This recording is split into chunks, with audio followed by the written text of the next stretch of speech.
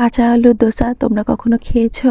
আমি আজকে বানাবো কাঁচা আলু দিয়ে দোসা। ইন্ডিয়ান রেসিপিগুলো আমার বরাবরই খেতে ভালো লাগে, বিশেষ করে ডোসা আমার অনেক বেশি পছন্দের। যখন হায়দ্রাবাদে গিয়েছিলাম এআইসির ক্যান্টিনে গিয়ে প্রতিদিন সকালেই প্রায় আমরা ডোসা খেতাম। কে বলতে পারো ডোসার প্রতি আমার আলাদা একটা ভালোবাসা রয়েছে। জন্যই তো জানো, যখনই আমি ডোসার কোনো নতুন রেসিপি দেখতে পাই আমি সাথে সাথে কিন্তু সেটা ট্রাই করি। কাঁচা আলুর ডোসাটা আমি একজনের কাছ থেকে শুনেছি হায়দ্রাবাদে গিয়ে। এই রেসিপিটা শুনেই আমার খুব খেতে ইচ্ছা করছিল। তুমি একটা ছোট সাইজের আলু, তার সাথে সুজি ডারে দিয়ে সাথে একটু আদা আর কাঁচামরিচ দিয়ে সুন্দর করে ব্লেন্ড করে নিলাম। তারপরে একটু জল দিয়ে পাতলা করে হালকা একটু চালের গুঁড়োর সাথে তোমার যদি কোনো সবজি মেশাতে ইচ্ছা করে সেটা তুমি অ্যাড করতে পারবে। আমি এখানে শুধুমাত্র পেঁয়াজ আর ধনেপাতা দিয়েছিলাম। এত টেস্টি হয়েছিল ডোসাটা। আর রিতমের পাপার যেহেতু অফিস শেষের সময়, তাই ওকে আমি একটু ডোসা আর চা করে দিয়েছিলাম চাটনি ছাড়া। তার সাথে রসুন, টমেটো, তিল আর শুকনো মরিচ দিয়ে একটা চাটনি বানানো হয়। এটা দিয়ে খেতে এত মজা, তোমরা ট্রাই করে দেখতে পারো।